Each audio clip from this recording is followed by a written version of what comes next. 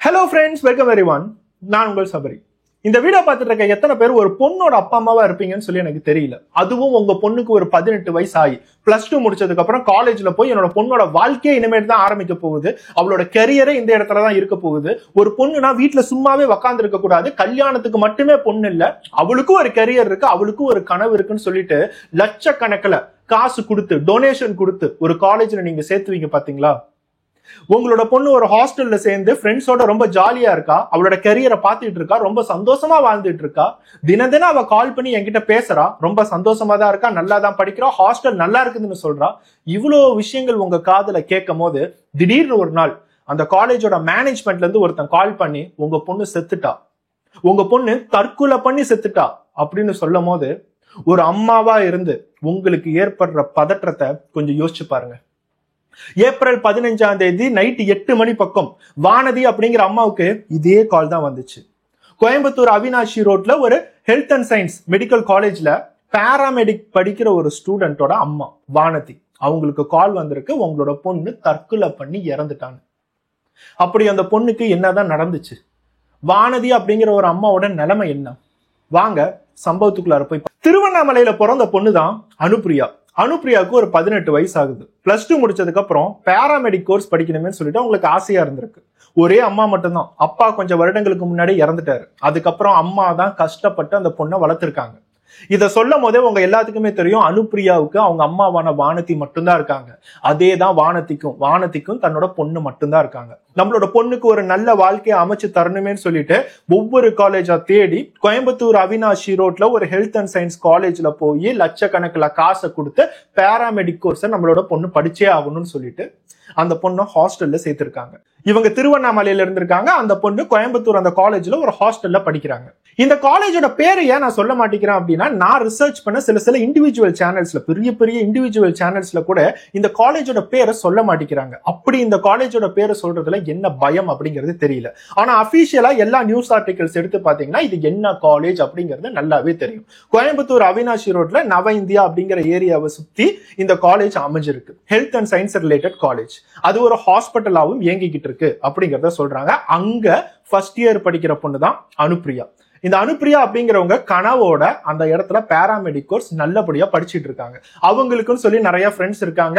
தினம் ஹாஸ்டல்ல இருந்து காலேஜுக்கு போய் படிக்கிறது, படிச்சு முடிச்சோன்னு திருப்பி ஹாஸ்டலுக்கு வருது. இது மட்டும் தான் அனுப்பிரியாவோட வேலை. அம்மாவை நேசிக்கிற பொண்ணு தினம் கால் பண்ணி தன்னோட அம்மா கிட்ட என்னென்ன நடந்துச்சு அப்படிங்கறத எல்லாத்தையுமே சொல்லக்கூடிய ஒரு பொண்ணு. ஏப்ரல் 15ஆம் தேதி 2025 வருடம் எப்பயும் போல கிளாஸ்க்கு அந்த ஹெல்த் அண்ட் சயின்ஸ் இன்ஸ்டிடியூட்டுக்குள்ளார போயிருக்காங்க. கிளாஸ் எல்லாத்துக்குமே நடந்திருக்கு. அதாவது இவங்க ஃபர்ஸ்ட் இயர், ஆனா எல்லா இயர் பசங்களையும் பொண்ணுங்களையும் சேர்த்து வச்சு அந்த இடத்துல ஒரு கிளாஸ் நடந்திருக்கு. ஒரு நார்மல் செஷன் அந்த மாதிரி வச்சுக்கோங்க. அந்த இடத்துல சில இன்டர்ன்ஸும் வந்திருக்காங்க. அதாவது வேற காலேஜ்ல இருந்து பசங்க பொண்ணுங்க ஃபைனல் இயர் படிக்கிறவங்க எல்லாமே வெவ்வேறு காலேஜஸ்ல இன்டர்ன் பண்ணுவாங்க பாத்தீங்களா, அந்த இன்டர்ன்ஸும் வந்திருக்காங்க. எல்லாத்துக்குமே அந்த இடத்துல கிளாஸ் சகஜமா நடந்திருக்கு. மத்தியானம் 2 மணி பக்கம் அந்த கிளாஸ் நிறுத்திட்டு ஸ்டூடெண்ட்ஸ் எல்லாமே லஞ்சுக்கு போயிட்டு வராங்க. 1 மணி நேரம் லஞ்ச் பிரேக். 2 மணிக்கு போயிட்டு 3 மணிக்கு எல்லாருமே திருப்பி உள்ளார வராங்க. அப்போதான் அந்த இடத்துல இன்டர்ன் படிக்கிற ஒரு பொண்ணு, அதாவது வேற காலேஜ்ல இருந்து இந்த ஹாஸ்பிட்டலுக்கு இன்டர்ன் படிக்கிற பொண்ணோட ஒரு பேக்ல உள்ளுக்குள்ளார பர்ஸ்ல 1500 ரூபாய் தொலைஞ்சிருச்சு. அந்த 1500 ரூபாய் தொலைஞ்சிருச்சுன்னு சொல்லிட்டு இமீடியட்டா போய் அங்க இருக்கிற ப்ரொஃபசர்ட்ட கம்ப்ளைண்ட் பண்றாங்க. அந்த பொண்ணு, இந்த மாதிரி 1500 ரூபாய் வச்சிருந்தேன், உங்க காலேஜுக்கு தான் நான் இன்டர்னுக்கு வந்திருக்கேன், உள்ளுக்குள்ளார அந்த பர்ஸ்ல 1500 ரூபாய் இருந்தது எனக்கு நல்லாவே தெரியும், யாரோ பர்ஸை திறந்து அந்த 1500 ரூபாய் தூக்கி இருக்காங்க, திருட்டு போயிடுச்சு அப்படிங்கிற ஒரு விஷயத்த சொல்லிட்டாங்க. உடனே அங்க இருக்கிற ப்ரொஃபசர் அவங்களோட ஹையர் ஸ்டாஃப் கிட்ட போய் இந்த மாதிரி ஒரு பொண்ணோட 1500 ரூபாய் தொலைஞ்சிருச்சு, வெளி காலேஜ்ல இருந்து வந்த பொண்ணு, அதனால இதை நம்ம தேடி ஆகணும்னு சொல்லிட்டு எல்லா இடத்துலயுமே யோசிக்க ஆரம்பிக்கிறாங்க. இது பிரின்சிபல் வரைக்கும் போகுது. பிரின்சிபல் வரைக்கும் போய் எல்லாருமே ஒரு கமிட்டி மாதிரி போட்டு, சரி நம்ம தான் சிசிடிவி கேமரா எல்லாத்துக்குமே இன்ஸ்டால் பண்ணி வச்சிருக்கோமே, இந்த கிளாஸ்க்கு முன்னாடி இருக்கிற சிசிடிவி கேமராவை பார்க்கும் போது அந்த கிளாஸ்ல லஞ்ச் டைம்ல அனுப்பிரியா அப்படிங்கிற இந்த 18 வயசு பொண்ணு உள்ளார போயிட்டு வெளியே வந்திருக்க வீடியோ அந்த சிசிடிவி காட்சிகள்ல இருக்கு. அவங்க எதுக்காக கிளாஸ்க்குள்ளார போனாங்க, அவங்களோட பேக்கும் அந்த கிளாஸ்ல இருக்கு, அவங்களோட பேக் புக்ஸ் எல்லாமே அந்த கிளாஸ் ரூம்ல இருக்கு. அவங்க எதுக்காக கிளாஸ்க்குள்ளார போனாங்க, வெளியே வந்தாங்கிறது யாருக்கும் தெரியாது. ஆனா இந்த பிரின்சிபலும் சரி, அங்க இருக்கிற ஏகப்பட்ட ப்ரொஃபசர்ஸும் சரி, எல்லாருமே இந்த அனுப்பிரியாவை கூப்பிடுங்கப்பா, அவ தான் சிசிடிவில கடைசியா வந்துட்டு உள்ளார போயிருக்கா, அவ தான் காசு எடுத்துருக்கணும்னு சொல்லிட்டு அப்பவே முடிவு பண்ணிட்டாங்க.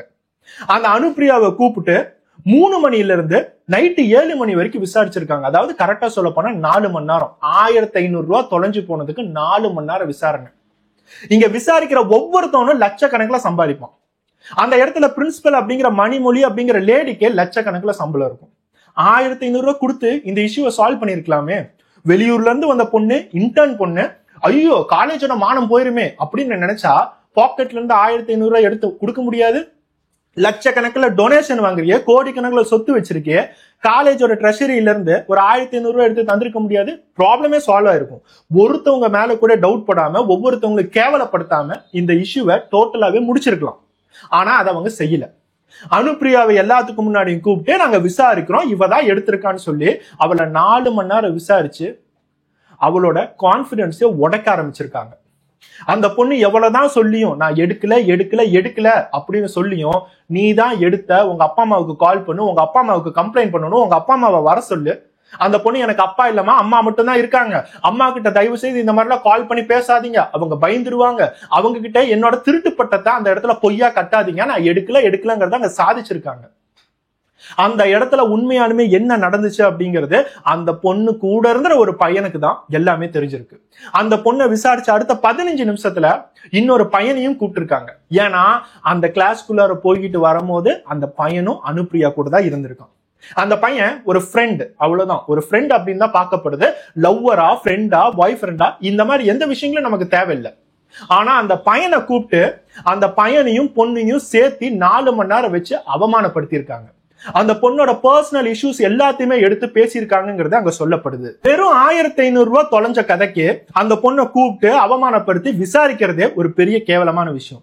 ஆனா அந்த பொண்ணு கூட இருந்த பையனை வேற கூப்பிட்டு அவனையும் கேவலப்படுத்த நினைச்சிருக்காங்க. நீங்க 2 பேரும் சேர்ந்துதான் திருநீங்களா அப்படிங்கறத கேட்டிருக்காங்க. கடைசியா அந்த பொண்ணு அனுப்பிரியா அப்படிங்கிற பொண்ணு பிரின்சிபலை பார்த்து சொல்லியிருக்காங்க, நான் எடுத்தேன்னு சொல்றீங்களே, சிசிடிவி கேமராவை பாருங்க, நான் எடுத்தது அந்த இடத்துல பதிவா இருக்கா அப்படின்னு கேட்கும் போது அவங்க சிசிடிவி கேமரா காட்சிகளை காட்டல. அந்த மணிமொழி அப்படிங்கிற பிரின்சிபல் என்ன சொல்லியிருக்காங்க, ஓ நீ என்னையே நீ எதிர்த்து பேசுறியா, எதிர்த்து பேசுறதுக்கு உனக்கு யாரு ரைட்ஸ் கொடுத்தாங்க அப்படிங்கறத கேட்டிருக்காங்க. ஏன் ஒரு காலேஜ் ஸ்டூடெண்ட்ஸ் அந்த ப்ரொஃபஸரையோ பிரின்சிபலையோ ஹெச்ஓடியோ எதிர்த்து பேசக்கூடாதா? எதிர்த்து பேசுனீங்கன்னா கொலை பண்ணிடுவீங்களா? இந்த மாதிரி ஒவ்வொரு காலேஜ்லயுமே நம்ம பார்த்துக்கிட்டு தாங்க இருக்கோம். நான் படிச்ச காலேஜ் ஆகட்டும், நிறைய பேர் படிச்ச காலேஜஸ்ல ஹெச்ஓடிஸ் ஆகட்டும், பிரின்சிபல் ஆகட்டும், அந்த ப்ரொஃபசர்ஸ்க்குலாம் என்னமோ நம்ம ராஜா ராணி கணக்குல இருக்கோம், நம்ம கீழே எல்லாம் அடிமைகள் தான் இருக்காங்க. நம்மளை எதிர்த்து பேசிட்டோம் அப்படின்னா ஐயோ நம்மளோட மரியாதையே போச்சுன்னு சொல்லிட்டு நிறைய பேர் கொலையே பண்ணிடுறாங்க. நம்மளும் ஒவ்வொரு நியூஸஸா பார்த்துட்டு தான் இருக்கோம். இந்த காலேஜ்ல ஒரு பொண்ணு சூசைட் பண்ணிச்சு. காரணம் என்னன்னா ஹெச்ஓடி திட்டினாருன்னு சொல்லிட்டு. கொஞ்ச மாதங்களுக்கு முன்னாடி கேரளால ஒரு காலேஜ்ல ஹெச்ஓடி கேவலமா ஒரு பொண்ணு ரூம்குள்ளார கூப்பிட்டு திட்டினதுனால அந்த பொண்ணு வந்து சூசைட் பண்ணிக்கிட்டாங்க. நிறைய பேர்த்தோட மனசு அதை தாங்கறது இல்ல. ஒருத்தவங்க நம்மளை அவமானப்படுத்துறாங்க அப்படின்னா அந்த அவமானம் அவங்களுக்குள்ளார ஒரு காயமாவே மாறிடுது. 4 மணி நேரம் பக்கம் அனுப்பிரியாவை அவமானப்படுத்தி கடைசியா அந்த இடத்துல ஒரு சொல்யூஷன் இல்ல. அனுப்பிரியாவோட அம்மாவுக்கு கால் பண்ணி உங்க பொண்ணு 1500 ரூபாய் எடுத்திருக்கான்னு எங்களுக்கு தெரியுது, உங்க பொண்ணு ஒத்துக்க மாட்டேங்கிறான்னு சொல்லி கம்ப்ளைண்ட் வேற பண்ணிருக்காங்க. வானதி அப்படிங்கிற அம்மா அப்ப நம்பல. என் பொண்ணை பத்தி நீங்க யாருங்க தப்பா சொல்றது? தப்பா சொல்லாதீங்க. 1500 ரூபாய் அவளுக்கு நான் பாக்கெட் மணியே 3000 ரூபாய் பக்கத்தார, அவ எதுக்குங்க உங்ககிட்ட 1500 ரூபாய் திருடணும்? லட்சக்கணக்கில் காசு போட்டு உங்களுக்கு பேராமெடிக்கல் கோர்ஸ் படிக்க வைக்கிறோம், 1500 ரூபாய் திருடுவாங்களா? கொஞ்சமாவது யோசிச்சு பாருங்க அப்படிங்கறத அவங்க சொல்லியிருக்காங்க. அந்த பொண்ணுக்கு உள்ளுக்குள்ளார ஃபுல்லா ஒரு கில்ட். எங்க அம்மாவை இந்த மாதிரி நம்ம கேவலப்படுத்திட்டோமே, எங்க அம்மா கிட்ட கால் பண்ணி பொண்ணு திருடிட்டான்னு சொல்லிட்டு அவங்க சொல்றாங்களே அப்படிங்கிற ஒரு கில்ட் தாங்க முடியல. அந்த பிரச்சனை முடிஞ்சோடனே நைட்டு 7 மணிக்கு அந்த பொண்ணும் பையனும் அந்த ஸ்டாஃப் ரூமை விட்டு வெளியே வராங்க. வெளியே வரும்போது அந்த பொண்ணு அழுதுகிட்டே இருக்கு.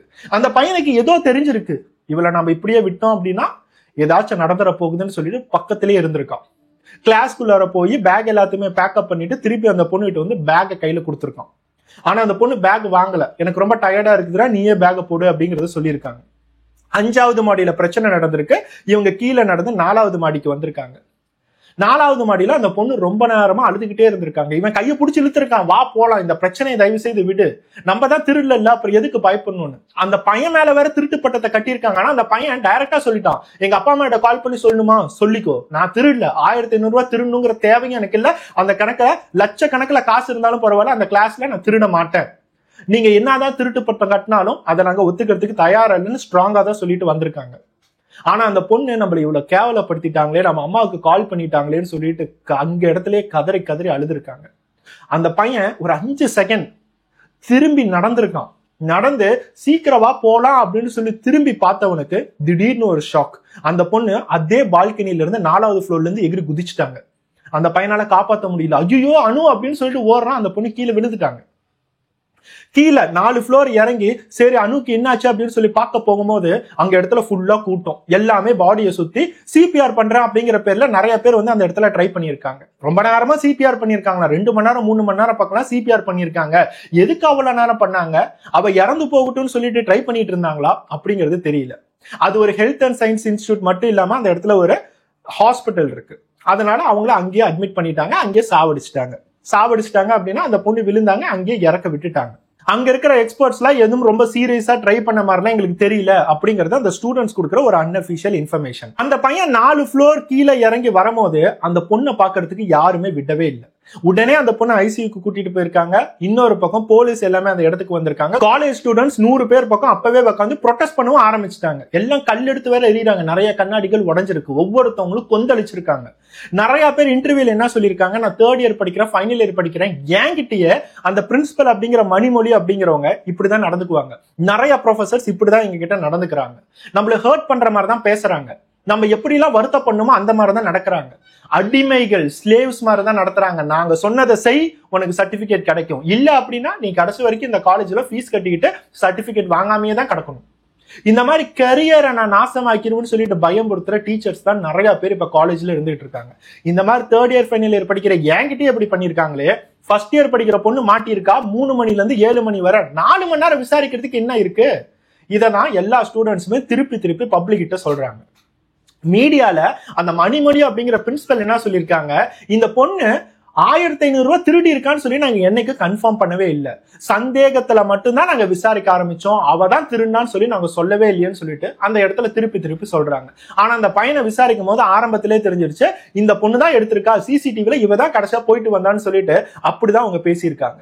சப்போஸ் அந்த பொண்ணு எடுக்கலன்னு சொல்லிட்டு அவங்க யோசிச்சிருந்தா எதுக்காக வானதி அப்படிங்கிற அம்மாவுக்கு கால் பண்ணி கம்ப்ளைண்ட் பண்ணிருக்கணும்? இந்த சம்பவம் நடந்தா அடுத்த 1 மணி நேரத்துல வானதிக்கு கால் போயிருக்கு. அப்பதான் அவங்க அம்மா அடுத்த நம்மளோட பொண்ணு 1500 ரூபாய் எடுத்துட்டான்னு சொல்லி கம்ப்ளைண்ட் கால் வந்திருக்கு. அடுத்த 1 மணி நேரத்துல உங்க பொண்ணு தற்கொலை பண்ணிக்கிட்டாங்கிற நெக்ஸ்ட் காலும் வருது. அவங்க அதே இடத்துல கத்தி கதறி அழுது சொந்தக்காரங்க எல்லாத்தையுமே கூட்டிக்கிட்டு திருப்பி அந்த இன்ஸ்டியூட்டுக்கு போறாங்க. அந்த இன்ஸ்டியூட்ல நம்மளோட பொண்ணு போனமா இருக்கா. பக்கத்துல இருக்கிற கவர்மெண்ட் ஹாஸ்பிட்டலுக்கு கொண்டுட்டு போய் போஸ்ட்மார்ட்டம் பண்றாங்க. போஸ்ட்மார்ட்டம் பண்ணி இது வந்து தற்கொலை தான், அந்த பொண்ணு மேல இருந்து கீழே குதிச்சதுனாலதான் அந்த பொண்ணு இறந்திருக்காங்க அப்படிங்கிற போஸ்ட்மார்ட்டம் ரிப்போர்ட் எல்லாம் வந்ததுக்கு அப்புறம் அந்த பாடியை அவங்க வாங்குறதுக்கு தயாராக இல்லை. நூத்துக்கணக்கான ஸ்டூடெண்ட்ஸ் காலேஜுக்கு முன்னாடியும் சரி, நூத்துக்கணக்கான ஸ்டூடெண்ட்ஸ் அந்த கவர்மெண்ட் ஹாஸ்பிட்டலுக்கு முன்னாடியும் சரி போராட்டத்தை ஆரம்பிக்கிறாங்க. இந்த டைம்ல அந்த பொண்ணு கூட இருந்த அந்த பையனை போலீஸ் ஆல்ரெடி கஸ்டடியில எடுத்து விசாரிக்க ஆரம்பிச்சிட்டாங்க. என்னப்பா நடந்துச்சுன்னு சொல்லிட்டு ஒரு 5-6 போலீஸ் திருப்பி என்னை வந்து விசாரிச்சுக்கிட்டே தான் இருந்தாங்கன்னு சொல்லிட்டு அந்த பையன் சொல்லியிருக்கான். அந்த பையன் கடைசியா அனுப்பிரியாவோட பாடியாவது பார்க்கணும், அந்த ஃபியூனரல் நடக்கிறதுக்கு முன்னாடி பாடியாவது பார்க்கணுமே அப்படின்னு யோசிக்கும் போது கூட அவனை பார்க்கறதுக்கு விடவே இல்லை. நீ இந்த இடத்த விட்டு வெளியே போகாத, நீ இந்த இடத்துலதான் இருக்கணும். இந்த இடத்த விட்டு வெளியே போன அப்படின்னா ஆல்ரெடி அங்க கலவரம் வெடிச்சிட்டு இருக்கு. நீ போனா அப்படின்னா கலவரம் அதிகமாகும், அப்புறம் உன்னையே நாங்க போலீஸ் ஸ்டேஷன்ல போட வேண்டியதா இருக்கும், உன்னையே நாங்க ஜெயில தள்ளுவோமே சொல்லிட்டு அந்த இடத்துல அந்த பையனை த்ரெட்டன் பண்ணிருக்காங்க. ஆரம்பத்துல அனுப்பிரியாவோட பாடியை நாங்க வாங்க மாட்டோம், அனுப்பிரியாவுக்கு ஜஸ்டிஸ் அதாவது நீதி கிடைக்கிற வரை நாங்க யாருமே பாடியை வாங்க மாட்டோம்னு சொல்லிட்டு அதே இடத்துல வானதையும் சரி அவங்களோட ரிலேட்டிவ்ஸ் உட்காந்துருக்காங்க. அதுக்கப்புறம் அந்த இடத்துல காலேஜ் மேனேஜ்மெண்ட் வந்து எல்லா பேச்சுவார்த்தைகளும் நடத்தி நஷ்டீடா 5 லட்சம் ரூபாய் கொடுத்ததுக்கு அப்புறம் 5 லட்சம் ரூபாய் அந்த பொண்ணோட உயிருக்கு தகுமா இருந்தாலும் 5 லட்சம் ரூபாய் கொடுத்ததுக்கு அப்புறம் அந்த இடத்துல என்ன பேச்சுவார்த்தை நடந்துச்சுன்னு தெரியல. சரி என்னோட பொண்ணோட உயிர் போயிடுச்சு, இனிமேட்டு அவளோட இறுதி சடங்காவது கொஞ்சம் பீஸ்ஃபுல்லா நடக்கட்டும், அவளோட ஆத்மாவாவது சாந்தி அடையட்டுமே சொல்லிட்டு அந்த இறுதி சடங்குகளை நடத்திருக்காங்க. அந்த போலீஸ் அந்த பையனை இறுதி சடங்குகள்லாம் முடிச்சதுக்கு அப்புறம் தான் வெளியே விட்டுருக்காங்க. அந்த இடத்துல எல்லா ஸ்டூடெண்ட்ஸுமே ப்ரொட்டஸ்ட் பண்ணி நீதி கேட்கறது ஒரே ஒரு விஷயம் தான், அனுப்பிரியாவுக்கு நீதி வேணும். இந்த கேஸ் எவ்வளவு தூரம் போகும், இந்த கேஸ் அடுத்த லெவலுக்கு போகுமான்னு கூட அங்க இருக்கிற ஸ்டூடெண்ட்ஸ்க்குலாம் ஒரு டவுட்டா தான் இருக்கு. ஏன்னா நம்ம யார்கிட்ட பேசிட்டு இருக்கோம், அந்த இடத்துல காலேஜ் நடத்துற ப்ரொஃபசர்ஸ்ட பேசல, அந்த காலேஜ் நடக்கிறது ஒரு பிசினஸ், அந்த பிசினஸ் நடத்துற ஒரு ஓனர்கிட்ட தான் நம்ம டீல் பண்ணிட்டு இருக்கோம். அந்த காலேஜ் நடத்துற ஒரு ஓனருக்கு தான் இந்த இடத்துல என்ன பண்ணணும், இந்த கேஸை எப்படி ஹேண்டில் பண்ணணும்னு சொல்லிட்டு அவங்கள தனி ஒரு லீகல் டீமே வச்சிருப்பாங்க. சோ இந்த இடத்துல எல்லாம் கேஸ் ஸ்ட்ராங்கா நிக்குமா அப்படிங்கிறது கூட யாருக்குமே தெரியல. இந்த சம்பவங்கள் எல்லாமே நடந்து அடுத்த கொஞ்ச நாட்கள்ல காலேஜை லீவ் விட்டுட்டாங்க. எல்லாமே ப்ரொடெஸ்ட் பண்ண ஆரம்பிக்கிறாங்கன்னு சொல்லிட்டு ஒரு வாரம் காலேஜை லீவ் விடுறாங்க. அந்த காலேஜ் ஒரு வாரம் லீவ் விட்டுட்டு ஹாஸ்டல்ல இருக்கிற எல்லாத்தையுமே வலுக்கட்டாயமா வீட்டுக்கு போங்கடான்னு சொல்லிட்டு அனுப்பிச்சு விடுறாங்க. எதனால அப்படின்னா, அப்படியாவது இந்த இடத்துல கலவரம் எதுவும் வராது. எல்லா ஸ்டூடெண்ட்ஸும் லீவ் முடிச்சுட்டு அதுக்கப்புறம் புதுசா வந்து திருப்பி படிக்க ஆரம்பிப்பாங்கல்ல. காலேஜ்ல இருக்கிற எந்த தப்பான விஷயங்களா இருந்தாலும் அப்படியே அழிச்சிடலாம்ல. சிசிடிவி கேமராஸ் எல்லாம் ஏதாச்சும் இருந்தா அப்படியே அழிச்சிடலாம்ல. என்னெல்லாம் பிளான் பண்ண முடியுமோ எல்லா விஷயங்களுமே பண்ணிருக்காங்க. அதுக்கு அடுத்ததா கோர்ட்ல கேஸ் போகட்டும், அதுக்கப்புறம் உண்மையானுமே எங்க காலேஜ்ல தான் பிரச்சனையா அப்படிங்கறத அந்த கோர்ட் பதில் சொல்லட்டும் அப்படிங்கறத அவங்க வெளியில பப்ளிக்கா எல்லாத்துக்கிட்டுமே இன்டர்வியூ தந்திருக்காங்க. இதுதான் அந்த காலேஜ்ல நடந்த சம்பவம். இப்ப உங்களுக்கு இந்த இடத்துல அந்த கோர்ட்ல கேஸ் நடக்கும் போது அந்த காலேஜுக்குன்னு சொல்லிட்டு ஒரு வக்கீல் வந்து நிப்பாரு. என்ன நடக்கும் நீங்க நினைக்கிறீங்க? ஒரு பக்கம் அனுப்பிரியாங்கிற பேர்ல அந்த இடத்துல பப்ளிக் ப்ராசிக்யூட்டர் நிப்பாரு, இல்ல அனுப்பிரியாவோட அம்மா கிட்ட காசு இருந்துச்சு அப்படின்னா ஒரு இடத்துல வக்கீல நிறுத்துவாங்க. இன்னொரு சைடு அந்த காலேஜ் ஹெல்த் அண்ட் சயின்ஸ் காலேஜ்ல இருந்து லீகல் டீம்ல இருந்து ஒரு எக்ஸ்பீரியன்ஸ்டான லாயர் வந்து அந்த இடத்துல நிப்பாரு. என்ன நடக்கும் அப்படிங்கிறது இனிமேட்டு சட்டத்துக்கும் தெரியும், உங்களுக்கும் தெரியும், எனக்கும் தெரியும். இப்பவே அனுப்பிரியாவுக்கு நீதி கிடைச்சிச்சா இல்லையா அப்படிங்கிறது எல்லாத்துக்குமே புரிஞ்சிருக்கும். ஆல்ரெடி இந்த சம்பவம் நடந்த அடுத்த 3 நாள் கழிச்சு அந்த பையன் கிட்ட சில பேர் விஷயங்கள்லாம் கேட்கும் போது அந்த பையன் வேற மாதிரி பேசலாம் அப்படிங்கறத சொல்றாங்க. ஏன்னா ஆல்ரெடி சில பேர் நிறைய பேர் த்ரெட்டன் பண்ணிட்டாங்க. நீ இந்த காலேஜ்ல உண்மையை சொல்லிட்டு எவ்வளவு நாள் படிக்க முடியும்? நீயும் பாராமெடிக்கல் கோர்ஸ் படிக்கிறதுக்கு தானே வந்த. லட்சக்கணக்கில் உங்க அப்பா அம்மாவும் கடன் வாங்கி எல்லாமே செலுத்தி இருக்காங்கல்ல. நீயும் கோர்ஸ் முடிச்சுட்டு போக வேணாமா, இல்ல படிக்காம சும்மா டிராப் அவுட் ஆக போறியா இப்படிங்கறத கேட்டிருக்காங்க. அதனால அந்த பையனும் என்ன பண்றதுன்னு தெரியாம காலேஜ்ல என்னென்ன சொல்றாங்க, யார் யாரெல்லாம் பின்னாடி இருந்து நம்மளை மிரட்டுறாங்க, இந்த மாதிரி எல்லாத்தையுமே மாத்தி சொல்லியிருக்கான். போலீஸ்க்கும் அவங்க கிட்ட இருந்து இனிமேட்டு கரெக்டான இன்ஃபர்மேஷன் கிடைக்குமா அப்படிங்கிறது ஒரு பெரிய கேள்விக்குறி தான். இந்த இடத்துல காசு யார் யாருக்கெல்லாம் பெரிய அமௌண்ட்ல டிரான்ஸ்பர் ஆனிச்சு அப்படிங்கிறது நமக்கு தெரியாது. இந்த வீடியோ பார்த்துட்டு இருக்க ஒவ்வொருத்தவங்களுக்கும் அந்த பொண்ணு அனுப்பிரியா அப்படிங்கிற பொண்ணு கூட விசாரணை அந்த ஸ்டாஃப் ரூம்ல எல்லாருமே என்கொயரி பண்ணும் போது பக்கத்துல இருந்த பையன் அவனோட ஃப்ரெண்டு கிட்ட சில இன்ஃபர்மேஷன்ல போன்ல ஷேர் பண்ணிருக்கான். அந்த ரெக்கார்டிங் நம்ம எல்லாத்துக்குமே அன்அபிஷியலா ரிலீஸ் ஆயிருக்கு. எல்லாருக்கும் அந்த மாதிரி கூட்டிட்டு போனாங்களா? ஆமா. அப்ப நான் உள்ள போனேன்னா உள்ள போனே அந்த பிள்ளைய பிடிச்சி கேட்டுட்டு இருந்தாங்க, இந்த மாதிரி நீ எதுக்கு இந்த மாதிரி பண்ணிட்டு இருந்த சொன்னோன்னே என்னைய கூப்பிட்டு தான் சொன்னாங்க. எந்த மாதிரி கேட்டாங்க? எந்த மாதிரி சொன்னா? நீ இந்த மாதிரி காசு எடுத்தியா அப்படின்னு கேட்டாங்க அந்த பிள்ளைகிட்ட. சரி. அந்த பிள்ளை எல்லாமே ஸ்டார்டிங்னு சொல்லிட்டு தான் இருந்தாங்க. அந்த நான் இடையில தான் போனேன், மேம் கூப்பிட்டாங்கன்னு சொல்லிட்டு. உள்ள போனோடனே மேம் வந்து நீயும் தான் அது உடனே அப்படின்னு சொன்னாங்க எல்லாரும். நான் எதுக்கு என்ன எதுக்கு சொல்றீங்க? நான் எதுவுமே பண்ணல. என்ன எதுக்கு என்ன சொல்றீங்க? மேம் நான் எதுவுமே பண்ணல மேம். இந்த மாதிரி ஆனா என்கிட்ட வந்து இந்த மாதிரி நீ கூப்பிட்டதுக்கு வந்து இந்த கேம்பஸ்குள்ள அடிச்சு வந்துட்டு இருந்தீங்கன்னு சொல்லி கூப்பிட்டாவ மேல. அதுக்கு தான் கூப்பிடுறாங்க, சிசிடிவில பாத்துட்டுன்னு சொல்லி கூப்பிட்டாங்க. ஆனா அவங்க என்ன பண்ணிருக்காங்க, இந்த மாதிரி பர்ஸ் காணன்னு சொல்லி கேமரா பார்த்ததுலதான் இவ கூட நான் இருந்தேன்னு சொல்லி என்னைய கூப்பிட்டு இருந்திருக்காங்க. ஆனா இவ எந்த காசுமே எதுவுமே எடுக்கலடா. அவன் கூட தான்டா இருந்தேன். அவ எடுத்தாலும் கூட தெரியல. நான் சொன்னேன் மேம்கிட்ட, மேம் இந்த மாதிரி எடுத்திருக்க மாட்டேன்னு சொன்னதுக்கு என்ன திருப்பினாங்க அவங்க. என்னன்னு அவளுக்கு நான் சப்போர்ட்டா அந்த மாதிரி கேட்டேன் அவட்ட. அவளுக்கு சப்போர்ட்டா நான் அந்த மாதிரி மேம் அவ என் கூட தான் எடுத்திருக்க மாட்டா அப்படி இப்படின்னு சொல்லிட்டு இருந்தேன். அப்ப வந்து அவளே ஒத்துக்கிட்டாங்க, மேம் நான் சும்மா விளையாட்டுக்கு தான் பேசினேன் அப்படின்னு. அப்பயும் அவளை பிடிச்சி திட்டினாங்க. திட்டலாம் சொல்ல நல்லா திட்டினாங்க அந்த பிள்ளைய. அந்த டி என்னடி இப்படிதான் பண்ணுவியா, அந்த மாதிரி தான் இப்படிதான் பண்ணுவியா, என்ன இப்படிதான் பண்ணுவியா, நீ இப்படிதான் நீ உண்மையை சொல்லனா உனைய போலீஸ்ட நாங்க சொல்லுவோம் உடனே. நீ இப்ப உண்மையை சொல்லனா உனக்கு போலீஸ் கூப்பிடுவோம், உங்க பேரண்ட்ஸ் சொல்லுவோம், ஸ்டடிஸ் கண்டினியூ பண்ண முடியாது. எங்க 2 பேர்த்தையும் சொன்னாங்க. ஆனா நான் வந்து பஸ் இருக்க கிடையாது, எனக்கு தெரியாது. ஆனா நான் அதுல வந்து கரெக்டா இருந்தேன். மேம் நான் எடுத்துருந்தா என்ன வேணா பண்ணிக்கங்க அப்படின்னு நான் சொன்னேன்.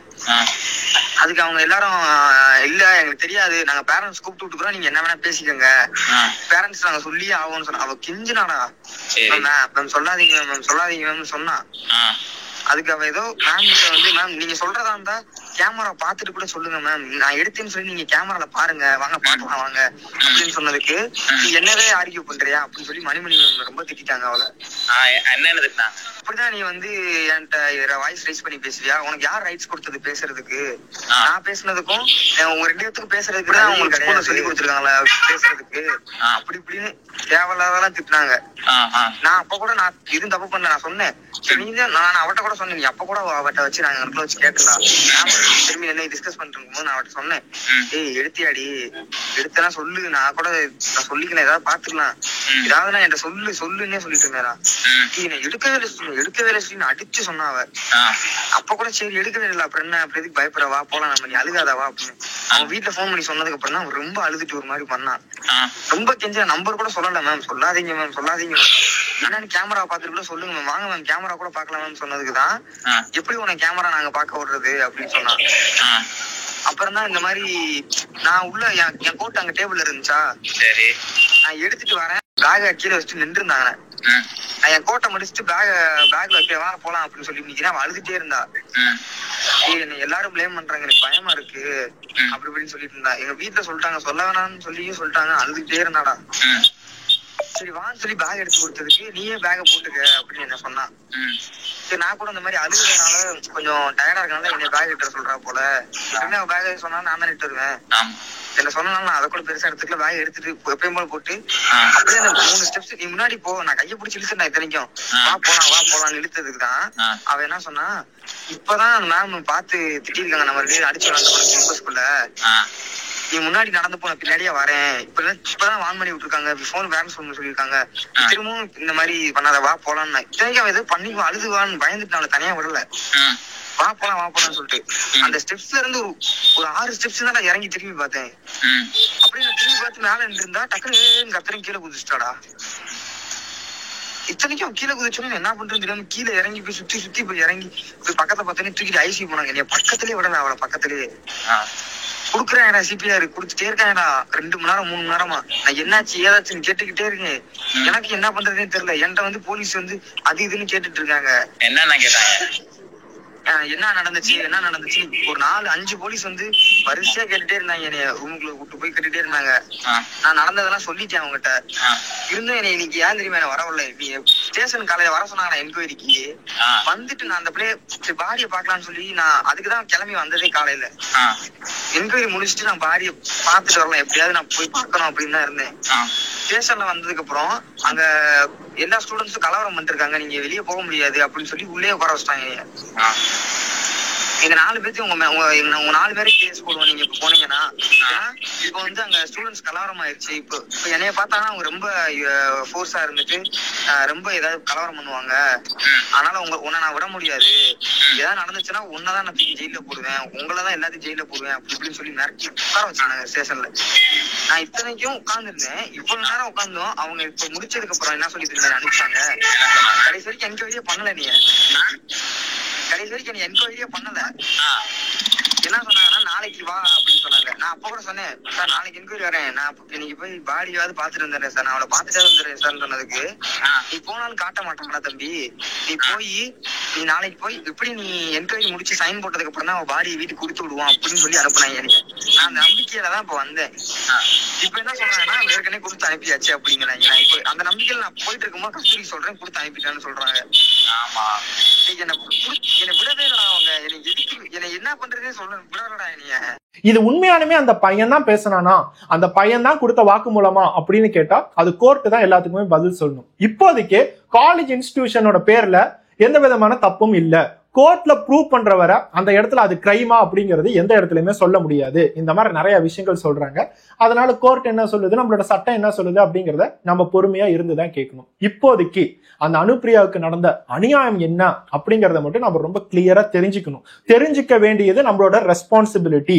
ஏன் அப்படின்னா இனிமேட்டு அனுப்பிரியா மாதிரி ஒரு பொண்ணு கூட எந்த இடத்துலயுமே சூசைட் பண்ணிக்க கூடாது. அப்படின்னா நீங்க ஒரு பொண்ணோட அப்பா அம்மாவா இருந்தா, நீங்க ஒரு பொண்ணோட அண்ணன் தம்பியா இருந்தா, நீங்க ஒரு பொண்ணோட ஃப்ரெண்டா இருந்தா அந்த பொண்ணுக்கு தேவையான கரெக்டான நாலேஜை தந்துகிட்டே இருங்க. பொண்ணா இருந்தாலும் சரி, பையனா இருந்தாலும் சரி. ஒரு இடத்துல அவங்களை காலேஜுக்கு அனுப்பிச்சிடும் போதோ, ஸ்கூலுக்கு அனுப்பிச்சிடும் போதோ, வெளி இடத்துக்கு அனுப்பிச்சிடும் போதோ, நான் உனக்காக இருக்கேன், நீ யாரை உன்னை தப்புன்னு சொன்னாலும் அதை நான் நம்புறதுக்கு தயாரா இல்லை, நீ தப்பே செஞ்சிருந்தாலும் உன் கூட ஒரு அப்பாவா ஒரு அம்மாவா நான் உன் கூட நிப்பேன் அப்படிங்கிறத ஸ்ட்ராங்கா உங்களோட பிள்ளைங்களுக்கும் பசங்களுக்கும் சொல்லுங்க. அந்த வார்த்தை தான் அவங்களோட காதுல கேட்டுக்கிட்டே இருக்கும் போது எவ்வளவு பெரிய பிரச்சனை வந்தாலும் எங்க அப்பா எனக்காக நிப்பாரு, எங்க அம்மா எனக்காக நிப்பாங்க, சரி நான் தப்பு செஞ்சுட்டேன், எங்க அப்பா அம்மாவை உண்மையாலுமே கூப்பிடுங்க, எங்க அப்பா அம்மாவை கூப்பிடுங்க, நம்ம எல்லாமே பேசிக்கலாம்னு சொல்லிட்டு அவங்க அந்த இடத்துல நிக்கும் போதுதான் அந்த பெற்றோர்களா நம்ம இடத்துல ஜெயிச்ச மாதிரி இருக்கும். நிறைய குழந்தைங்க நம்மளோட அப்பா அம்மா கிட்ட சொல்ல முடியாது, யாருகிட்ட சொல்றது, ஐயோ நம்ம அப்பா அம்மாவுக்கு தெரிய வந்தா என்ன நடக்குதுன்னு சொல்லிட்டு நிறைய பேரு இந்த மாதிரி சூசைட் பண்றாங்க. கொஞ்சம் யோசிச்சு பாருங்க. கொஞ்சம் மாதங்களுக்கு முன்னாடி அண்ணா யூனிவர்சிட்டியில ஒரு ரேப் பதிவா இருக்கு. அந்த பொண்ணு ஒருத்தர் நம்மள ரேப் பண்றான்னு தெரிஞ்சும் அந்த இடத்துல அந்த பொண்ணால எதுவும் செய்ய முடியல. ஏன்னா தன்னோட காதலன் கூட இருந்ததை இவன் தன்னோட அப்பா அம்மா கிட்ட சொல்லிடுவான்னு சொல்லிட்டு அந்த இடத்துல பயந்துட்டாங்க. ஒவ்வொரு பொண்ணுக்கும் சரி பையனுக்கும் சரி அவங்க படிச்சுட்டு இருக்கும் போது அந்த இடத்துல என்ன பிரச்சனையா இருந்தாலும் ஃப்ரெண்ட்ஸ் ஆகட்டும், ரிலேட்டிவ்ஸ் ஆகட்டும், ப்ரொஃபசர்ஸ் ஆகட்டும், யாருகிட்ட ஷேர் பண்றதுக்கு முன்னாடியும் நம்மளோட பெற்றோர்கள்கிட்ட நம்ம ஷேர் பண்ணியே ஆகணுங்கிற ஒரு தைரியத்தை அவங்களுக்கு கொண்டுட்டு வந்தே ஆகணும். இந்த இடத்துல அனுப்பிரியா தன்னோட அம்மாவான வானத்துக்கிட்ட ரொம்ப ஸ்ட்ராங்கா, அம்மா நான் திருடலமா, அவங்க உங்ககிட்ட எல்லாம் தப்பு தப்பா சொல்லிட்டு இருக்காங்க, நீ அதெல்லாம் நம்பிட்டு இருக்காத, அந்த எல்லா விஷயங்களும் நான் பாத்துக்கிறேன் அப்படின்னு சொல்லியிருக்கலாம். இல்ல வானதி அனுப்பிரியா கிட்ட கால் பண்ணி அவன் என்ன சொல்றது, நான் உன்னோட அம்மா சொல்றேன், நான் எல்லாத்தையும் பாத்துக்கிறேமா, நீ தயவு செய்து எதுவும் பண்ணிக்காத அப்படிங்கறத சொல்லியிருக்கலாம், ஒரு சப்போர்ட்டுக்காக சொல்லியிருக்கலாம். ஆனா பாவம் அந்த இடத்துல வானதிக்கு அதுக்கு கூட டைம் இல்லை. அந்த இடத்துல 4 மணி நேரம் பக்கம் அந்த அனுப்பிரியாவை போட்டு டார்ச்சர் பண்ணோடனே அவங்க வெளியே வந்து தற்கொலை பண்ணிக்கிட்டாங்க. நம்ம எல்லாருமே ஃபேஸ்புக்லயோ வாட்ஸ்அப்லயோ ஒரு ஸ்டேட்டஸ் பார்த்துருப்போம், ஒரு சின்ன ஸ்டோரி இருக்கு. ஒரு நாள் ஒரு பையன் ஒரு டீச்சரை ரொம்ப வருஷத்துக்கு அப்புறம் போய் பார்ப்பான். அந்த டீச்சருக்கு அந்த பையனை அடையாளமே தெரியாது. டீச்சர், நான் உங்க கூட தான் வந்து படிச்சேன், நீங்க தான் எனக்கு வந்து இந்த சின்ன வயசுல ஒரு ஸ்கூல் டீச்சரா இருந்தீங்க. அன்னைக்கு ஒரு நாள் ஒரு பையனோட பென்சிலை நான் திருடிட்டேன் டீச்சர். திருடிட்டான்னு அந்த பையன் உடனே வந்து உங்ககிட்ட கம்ப்ளைண்ட் பண்ணிட்டான், என்னோட பென்சிலை காணுன்னு சொல்லி கம்ப்ளைண்ட் பண்ணிட்டான். நீங்க என்னைய மட்டும் செக் பண்ணாம எல்லாத்தையுமே நடுவுல வந்து செக் பண்ணாம எல்லாத்தையுமே லைன்ல நிக்க சொல்லிங்க, எல்லாத்தையுமே கண்ணை கட்ட சொன்னீங்க. கண்ணை கட்டிட்டு ஒவ்வொருத்தவங்க பாக்கெட்டுக்குள்ளரே கைவிட்டீங்க. அப்ப என்னோட பாக்கெட்ல உங்களுக்கு பென்சில் கிடைச்சிச்சு. அந்த பென்சிலை எடுத்து வெளியே வச்சுட்டு அதுக்கப்புறம் எல்லாத்தோட கண்ணையும் அவுத்துட்டு இந்தாப்பா பென்சில்னு சொல்லி கொடுத்தீங்க. அந்த இடத்துல நான் தான் திருடன் அப்படிங்கிறது உங்களுக்கு தெரிஞ்சும் நீங்க யாருக்கிட்டையுமே சொல்லலையே டீச்சர் அப்படிங்கறத அந்த பையன் சொல்றான். அதுக்கு அந்த டீச்சர் என்ன சொல்றாங்க, உண்மையானுமே நீ தான் திருடன்னு சொல்லிட்டு எனக்கும் அந்த இடத்துல தெரியாது தம்பி. ஏன்னா அந்த இடத்துல ஒவ்வொருத்தவங்களோட பாக்கெட்டுக்குள்ளார கைவிடும் போது நானும் கண்ணை கட்டிட்டு தான்ப்பா கைவிட்டேன் அப்படிங்கறத சொல்றாங்க. அந்த இடத்துல கொஞ்சம் யோசிச்சு பாருங்க, ஒரு இடத்துல திருட்டுன்னு ஒண்ணு நடந்துச்சு அப்படின்னா அந்த இடத்துல அந்த திருடனை ப்ரூவ் பண்ணியே ஆகணும்னு சொல்லிட்டு எந்த இடத்துலயும் கட்டாயம் இல்லை. இல்ல அந்த இடத்துல யாரு திருடினாங்க அப்படிங்கறத தெரிஞ்சுக்கணும்னு சொல்லிட்டோம், அந்த இடத்துல கட்டாயம் இல்லை. அந்த இடத்துல 1 வயசு பையனா இருந்தாலும் பரியல, 1வது படிக்கிற பையனா இருந்தாலும், 10வது படிக்கிற பையனா இருந்தாலும், 12வது படிக்கிற பொண்ணா இருந்தா என்ன, பேராமெடிக் படிக்கிற பொண்ணா இருந்தா என்ன, இந்த இடத்துல யாரு திருநாங்கன்னு தெரியாமையே இவங்க தான் திருநாங்கன்னு சொல்லிட்டு தப்பா ஒரு ஆளை கொண்டுட்டு வந்து நிக்க வச்சதுதான் அனுப்பிரியாவோட வாழ்க்கையில நடந்த பிரச்சனை. இந்த இடத்துல விசாரணைங்கிற பேர்ல அந்த இடத்துல ஸ்டாஃப் ரூம்ல இருந்த ஒவ்வொருத்தவங்களையுமே இந்த இடத்துல அரெஸ்ட் பண்ணி அவங்களுக்கு தேவையான தண்டனையை கொடுத்தேதான் ஆகணும். நாங்க சும்மா விசாரிச்சுட்டு தான் இருந்தோம், விசாரிச்சதுக்கு அந்த பொண்ணு போய் தற்கொலை பண்ணிக்கிட்டா என்ன பண்றது அப்படிங்கறத ஒரு டீச்சரா இருந்து நீங்க கேட்டீங்க அப்படின்னா தயவு செய்து அது எல்லாத்தையுமே ரிசைன் பண்ணிட்டு வீட்டுக்குள்ளார போய் கிச்சன்ல அப்படியே உக்காந்துக்கோங்க. முக்கியமா அந்த மணிமொழி அப்படிங்கிறவங்க, ஏன்னா நீங்க விசாரிச்ச விதம் அவங்களுக்கு ஹர்ட் ஆனதுனாலதான் அவங்க அந்த இடத்துல தற்கொலை பண்ணிக்கிட்டாங்க. அந்த தற்கொலைக்கு முழுக்க முழுக்க எல்லா ரெஸ்பான்சிபிலிட்டியும் அந்த இடத்துல யாரு விசாரணை பண்ணாங்களோ அந்த ப்ரொஃபசர்ஸ் பிளஸ் பிரின்சிபல் எடுத்துக்கிட்டே தான் ஆகணும். இந்த சம்பவம் இன்னும் எத்தனை நாள் பேசப்படும் அப்படிங்கிறது கூட தெரியல. ஆனா இந்த இம்பாக்ட் எல்லாத்தோட மனசுலயும் இருக்கணும் அப்படிங்கிறதுக்காக தான் இவ்வளவு ஸ்ட்ராங்கா நான் உங்ககிட்ட சொல்றேன். நெக்ஸ்ட் ஒரு வீடியோட பார்ப்போம். Bye by.